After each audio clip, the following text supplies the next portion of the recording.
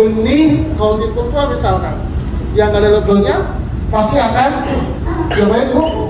Dimusnahkan gitu ya Pak ya? Atau melakukan pemeriksaan. Jadi apa yang kami lakukan itu berdasarkan Permentan nomor 2 tahun 2012 tentang pedoman teknis pengawasan peredaran benih. Kemudian yang kedua itu Permentan nomor 23 tahun 2001 tentang perbenihan hortikultura. Dan yang terbaru adalah Kepdirjen nomor 1331 tahun 2022 tentang standar operasional prosedur pemeriksaan benih hortikultura bantuan pemerintah.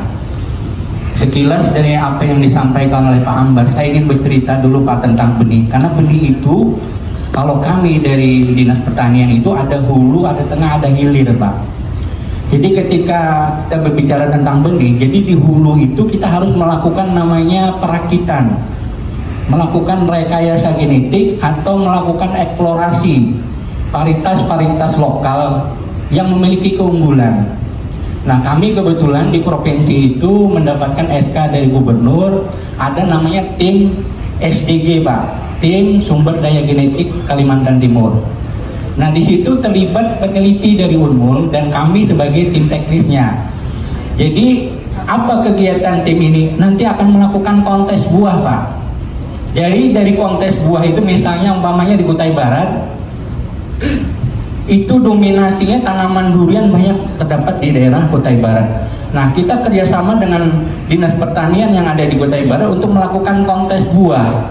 Misalnya buah durian, maka dikonteskanlah hampir 50 durian terbaik yang ada di Kutai Barat untuk dikonteskan. Sehingga dari 50 tadi itu kita temukan 3 durian yang memiliki keunggulan di atas daripada peserta lainnya. Nah, selanjutnya bagaimana? Kita akan melakukan uji Pak. Ada uji organoleptik, ada uji kandungan gizi yang terdapat di dalam buah tadi itu. Jadi secara ilmiah tidak hanya berdasarkan cita rasa kita, tapi kita uji kandung apa yang terdapat di dalam buah durian tadi itu. Nah, sehingga ketika kita menetapkan juara 1, juara 2 dan juara 3 ini menjadi rekomendasi kita untuk kita lakukan eksplorasi, untuk kita datangi pohonnya di mana. Nah, misalnya di daerah Longiram ada durian namanya ligit Pak. Di Longiram ada durian ligit berdasarkan kontes buah. Kemudian kita tim turun untuk melakukan eksplorasi. Yang dieksplorasi itu Pak, daunnya diukur, lebarnya, panjangnya, ketebalannya. Kemudian jika dia berbuah, sebelum berbuah bunganya pun harus diukur dengan color chart Pak. Ada yang namanya color chart, bunganya warnanya apa, kemudian bentuk bunganya itu seperti apa, kemudian benang sarinya, kemudian putiknya juga diukur. Sampai dengan akhirnya dia berbuah dan sampai akhirnya dia itu buahnya masak. Bukan hanya sampai di situ Pak, kita uji lagi batangnya dengan color chart. Jadi proses-proses yang kita lakukan ini adalah dalam rangka perakitan penemuan varietas-varietas baru di dalam kita mendaftarkan untuk varietas unggul. Jadi hulunya seperti itu Pak. Nah, sekarang ketika kita sudah menemukan varietas unggul ini, maka kita buat sebuah dokumen untuk didaftarkan menjadi varietas unggul nasional. Kita daftarkan di Kementerian Pertanian Pak. Jadi di Kementerian Pertanian itu ada tim pendaftaran varietas unggul nasional. Kemudian setelah kita daftarkan, yang mendaftarkan siapa? Yang mendaftarkan adalah Bupati Kabupaten Kutai Barat sebagai pemilik hak daripada varietas yang berasal dari Longiram tadi itu. Jadi yang mendaftarkan adalah Bupati Kutai Barat. Kemudian tim teknisnya adalah kami dari BPSP Provinsi Kalimantan Timur, kemudian dari Unmul sebagai penelitinya Pak. Jadi semua ini adalah rangkaian dalam rangka untuk menghasilkan benih unggul. Ketika sudah didaftarkan menjadi varietas unggul, maka dari Kementerian Pertanian itu akan melakukan verifikasi apakah benar deskripsi yang dibuat ini, daunnya, cabangnya, bentuk buahnya, warna daunnya, kemudian bunganya, semua diverifikasi apakah sesuai dengan permohonan yang disampaikan. Kemudian setelah proses verifikasi tadi itu, kami menunggu waktu mungkin kurang lebih jawaban apakah varietas ini bisa dilepas menjadi varietas unggul nasional. Nah, biasanya Kementerian Pertanian tidak langsung menerima, Pak, akan dilakukan seleksi. Jangan-jangan varietas ini sudah pernah didaftarkan di Jawa Barat, atau varietas ini sudah pernah didaftarkan di Sulawesi. Nah, dengan rentang waktu tadi itu untuk memastikan bahwasanya varietas ini belum pernah didaftarkan di daerah manapun. Sehingga ketika dikeluarkan keputusan Menteri Pertanian tentang varietas umpamanya ligit yang berasal dari Kutai Barat, maka dia menjadi varietas unggul nasional. Ini hulunya, Pak. Kita bicara tentang benih, hulunya seperti itu. Nah, kemudian bagaimana tengahnya? Tengahnya adalah proses sertifikasi. Ketika sudah ketemu pohon induk yang berasal dari Long Iram tadi itu, ada seorang petani yang ingin menjadi penangkar. Dia harus mendaftarkan dirinya atau mengajukan permohonan menjadi seorang penangkar benih yang terdaftar di OPTD PSB TPH Kalimantan Timur. Nah, sebelum dia mengajukan permohonan itu ada rekomendasi dari Dinas Pertanian Kabupaten, Pak, bahwasanya ini petani ini memang berkeinginan menjadi penangkar benih, kemudian memiliki kemampuan secara teknis untuk melakukan perbanyakan benih, sehingga dikeluarkanlah rekomendasi dari dinas untuk diajukan permohonannya supaya mendapatkan sertifikat kompetensi namanya, Pak. Nah, kemudian ketika sudah memiliki sertifikat kompetensi berarti dia legal. Artinya secara resmi dia sudah punya SIM. Ketika dia ingin memperbanyak benih, dia harus mengajukan permohonan sertifikasi benihnya ke BPSB TPH Kalimantan Timur. Berapa jumlah perbanyakan yang ingin dia lakukan? Umpamanya di dalam permohonannya dia ingin memperbanyak 1000 batang durian varietas ligit. Setelah diajukan permohonan, maka kami OPTD PSB TPH Kalimantan Timur menugaskan satu orang PBT untuk mengecek benarkah permohonan ini disampaikan. Di situ nanti ada nama produsennya, kemudian batang bawahnya sudah siap apa belum, kemudian kesiapan daripada entes juga dicek. Jadi prosesnya itu panjang, Bapak dan Ibu. Semua itu melalui sebuah pengawasan. Nah, ketika permohonannya diterima, dicek oleh PBT, dilihat batang bawahnya sudah siap apa belum, memenuhi syarat apa tidak. Ketika dia memenuhi syarat, misalnya permohonannya 1000, ternyata batang bawahnya hanya 1000. Itu tidak semua 1000 itu dipenuhi, bisa saja hanya 900 yang bisa dipakai karena diseleksi. Kemudian dilihat juga pohon induknya ini, dengan pohon induk seperti ini berapa kemampuan entries yang dia dapatkan. Misalnya satu pohon induk itu hanya mampu untuk 1000, maka dia tidak boleh memperbanyak sampai 2000. Khawatirnya kalau dipenuhi 2000 nanti terjadi markup, yang itu entriesnya nggak tahu nanti ngambil dari mana.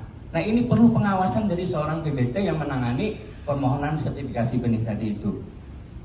Kemudian setelah pemeriksaan yang dilakukan oleh PBT, pada saat dia melakukan okulasi, Bapak, okulasi atau sambung, itu harus dikawal oleh PBT tadi. Ngambil entrisnya di mana? Kalau dia ngambil sembarangan, ketahuan karena kita awasi. Nah, setelah dia melakukan pengambilan entris, melakukan okulasi, sambungan dan lain sebagainya, maka nanti sebelum benih itu disalurkan, maka wajib bagi kami lagi untuk melakukan pemeriksaan. Dalam arti yang 1000 permohonan tadi kita cek yang memenuhi syarat berapa, yang tidak memenuhi syarat berapa. Bisa jadi permohonan 1000 yang kita periksa itu mungkin hanya 500 yang memenuhi syarat untuk dijadikan menjadi benih unggul tadi itu. Nah, ini tengahnya. Jadi tadi hulu perakitan rekayasa genetik penemuan varietas unggul, kemudian di tengahnya itu kita melakukan sebuah proses yang namanya permohonan sertifikasi benih. Setelah permohonan tadi itu terpenuhi, kemudian benihnya dinyatakan lulus, terbitlah yang namanya sertifikat benih bina, Pak. Nanti kita akan lanjut, Pak, ya. Nanti di situ nanti akan jelas. Saya mengulas dulu, Pak, biar kita mudah memahaminya, karena pengawasan itu akhir daripada sebuah proses tadi itu. Nah, kemudian ketika benih tadi itu dinyatakan lulus, maka terbitlah surat keterangan dari kami benih lulus. Terbitlah sertifikat benih bina yang diterbitkan oleh OPTD PSB TPH Kalimantan. Kemudian produsen benih tadi itu ketika ada permintaan dari rekanan untuk dibeli benihnya, maka wajib bagi dia untuk melakukan permohonan pelabelan, Pak. Permohonan pelabelan. Nah, permohonan pelabelan diajukan kepada kami, nanti kami yang akan membantu proses pencetakan label dengan nomor seri yang dari kami. Labelnya itu nanti seperti yang disampaikan tadi sudah ada ketentuannya. Kami yang melegalisirnya, bisa saja produsen benih yang mencetaknya atau mencetak melalui kami minta bantu sama kami, bisa. Jadi ketika labelnya sudah diterbitkan, sertifikat benihnya sudah diterbitkan, maka benih ini baru siap untuk diedarkan. Seperti itu Bapak dan Ibu. Kemudian yang akhirnya, sekarang kita lanjut Pak ya.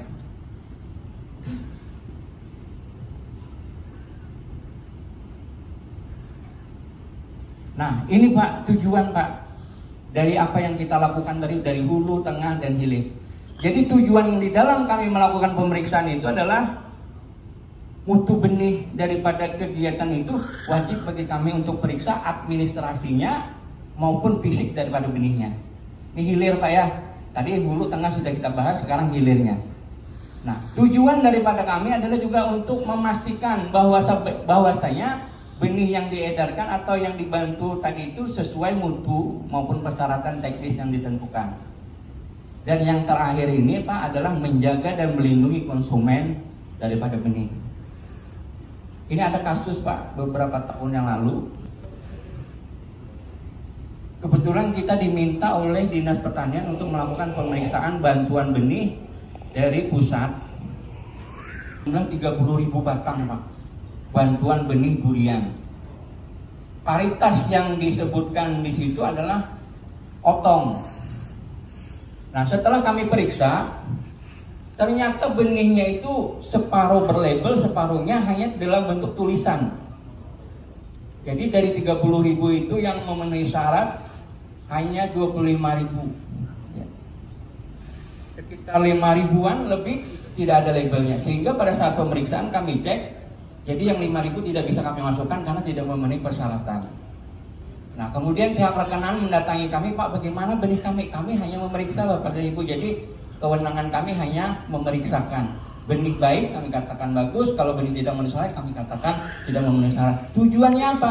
Menjaga kepentingan daripada petani penerima bantuan tadi itu. Kemudian Bapak dan Ibu, beberapa tahun yang lalu juga saya pergi ke Bontang.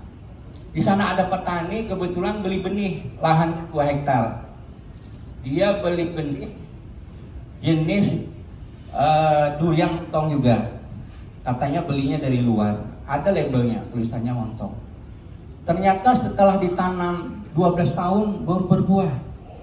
Padahal kan di dalam ceritanya itu kalau paritas-paritas unggul tuh 4 tahun, 6 tahun sudah berbuah. Ini 12 tahun baru berbuah. Jadi kata petaninya, berapa banyak biaya yang sudah saya keluarkan, tenaga saya keluarkan untuk supaya tanaman saya ini berbuah dengan bagus. Ternyata setelah berbuah itu buahnya tidak sesuai dengan apa yang diharapkan. Kemudian petani tadi berkata, kalau seperti ini kondisi benih, maka bisa jadi petani-petani kita tuh banyak sekali yang tertipu dengan kondisi perjualan benih yang tidak memenuhi persyaratan tadi itu. Akhirnya Pak, sebagian daripada pohon yang besar-besar tadi itu ditebang oleh petani karena kecewa. Nah, inilah makna daripada kita melakukan pengawasan tadi itu. Mungkin saat ini Bapak dan Ibu melakukan bantuan benih berupa durian, rambutan, langsat, tempedak. Kita tidak tahu, kita bantu saja, tapi mereka petani penerima bantuan, biaya yang mereka keluarkan tidak terhitung. Tenaga mereka berapa? Belum lagi nanti impian mereka yang harusnya panen 6 tahun panen, ternyata tidak panen-panen. Jadi bukannya kita membantu petani, malah kita menyusahkan petani. Kenapa? Karena benihnya itu tidak sesuai mutu dan kualitasnya. Ini Bapak dan Ibu yang harus kita perhatikan. Ada kepentingan petani pengguna benih ketika Bapak dan Ibu melakukan bantuan terhadap petani-petani kita. Jadi tugas kita itu adalah menjaga dan melindungi konsumen daripada penggunaan benih-benih tanaman pangan atau tanaman rotik atau tanaman kehutanan. Lanjut. Nah, setelah kita berbicara tentang hulu, tengah, hilir, apa yang harusnya kita periksa ketika kita melakukan